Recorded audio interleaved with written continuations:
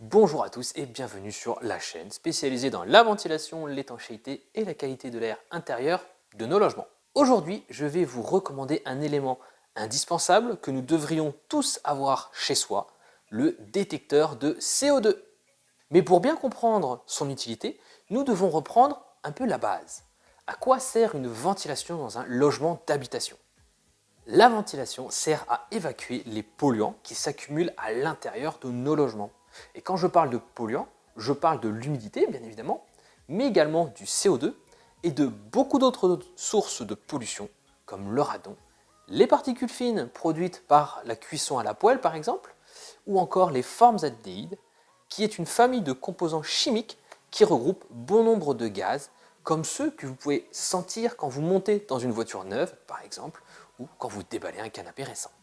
Il y a donc beaucoup de polluants à évacuer en permanence car leurs sources sont très diverses et cela peut très vite devenir compliqué et coûteux de les mesurer car si on devait avoir un détecteur pour chaque type de pollution, il faudra en avoir une bonne dizaine. Mais nous allons pouvoir simplifier cela grandement. Car lorsque nous sommes dans une habitation, nous produisons de grosses quantités de CO2 en permanence par notre respiration. Donc si le taux de CO2 n'augmente pas sur une longue période, par exemple lorsque nous allons dormir, c'est qu'il y a un bon renouvellement de l'air dans le logement. Et s'il y a un bon renouvellement de l'air, vous avez les bases d'une bonne qualité de l'air intérieur. Le CO2 est donc un excellent indicateur de la qualité de l'air intérieur de votre logement. Cette même analyse peut être également faite sur l'humidité. Mais nous ne produisons l'humidité qu'à des moments précis, quand on prend une douche ou la cuisine, alors que nous produisons du CO2 en permanence. Et c'est bien pour cela que les systèmes de ventilation hygroréglables sont largement insuffisants, car ils diminuent le renouvellement de l'air lorsqu'il n'y a pas d'humidité, alors que les occupants sont toujours dans la même pièce, sont toujours dans le logement et produisent du CO2 en permanence.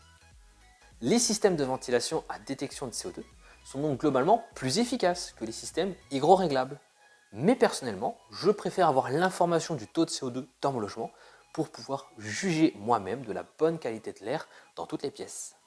De plus, il pourra vous permettre de mieux comprendre votre ventilation et de vous rendre compte de certaines pratiques que vous pouvez avoir et qui sont mauvaises pour votre santé. Par exemple, si vous avez le seuil de vos portes intérieures qui est trop bas et que vous les fermez, l'air circulera beaucoup moins facilement entre les deux pièces et vous commencerez à avoir une accumulation de CO2 dans votre chambre par exemple. De plus, cette information peut aussi vous permettre de faire des économies d'énergie. En effet, vous pouvez diminuer la ventilation et étanchéifier votre logement sans souci si vous ne détectez pas de CO2 ni d'humidité. Ceci est d'autant plus pratique en rénovation. Le détecteur va vous permettre d'identifier les zones à mieux ventiler ou non.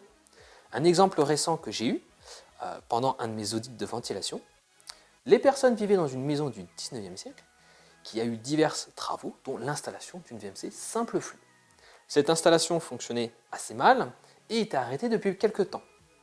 Et donc, mon conseil fut de prendre un détecteur de CO2, de le passer dans plusieurs pièces pendant un certain temps pour voir s'il y avait suffisamment de renouvellement d'air ou non.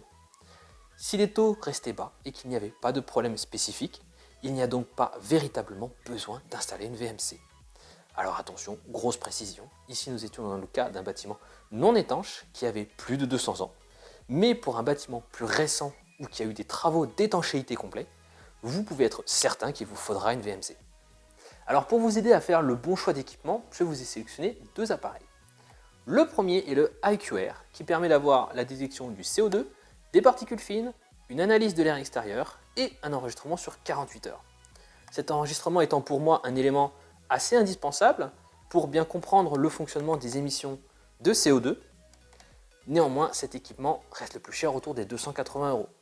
Après, je le recommande aussi beaucoup car je le trouve réactif, assez précis et vous pouvez voir que depuis que je l'ai autour de ma bouche, le taux de CO2 augmente. Ensuite, nous avons le Netatmo qui est un peu plus connu et qui est à moins de 100 € sur certains sites. Il permet de mesurer et d'analyser le CO2. Néanmoins, je le trouve un peu moins pratique et intuitif que le IQR, car on est obligé d'utiliser l'application et de le connecter à Internet obligatoirement.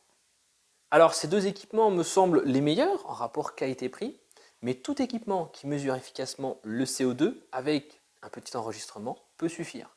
Néanmoins, attention à ne pas prendre des capteurs trop entrée de gamme ou qui réalisent trop de choses. Et pour finir, je vais vous proposer d'aller un peu plus loin dans l'analyse de la qualité de l'air intérieur avec l'intervention de Bruno Tudal, co-gérant de l'entreprise Biodivers Santé et spécialiste de la qualité de l'air intérieur. Bonjour Bruno. Bonjour Ronan. Alors Bruno, est-ce que tu peux te présenter un petit peu? Alors moi je suis conseiller médical en environnement intérieur, CMEI. Donc je peux intervenir au domicile de patients qui ont des problèmes allergiques ou respiratoires sur prescription médicale.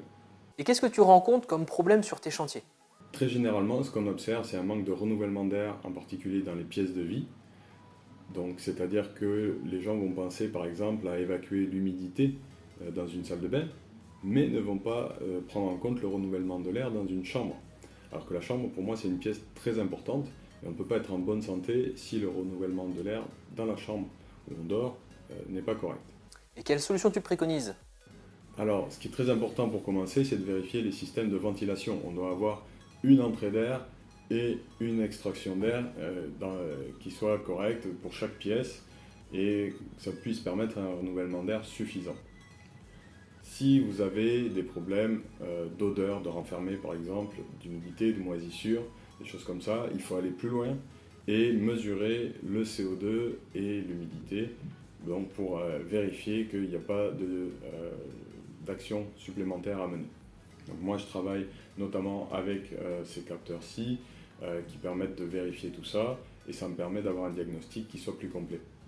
Merci Bruno pour toutes ces informations très précieuses. Merci Ronan, merci à toutes et à tous.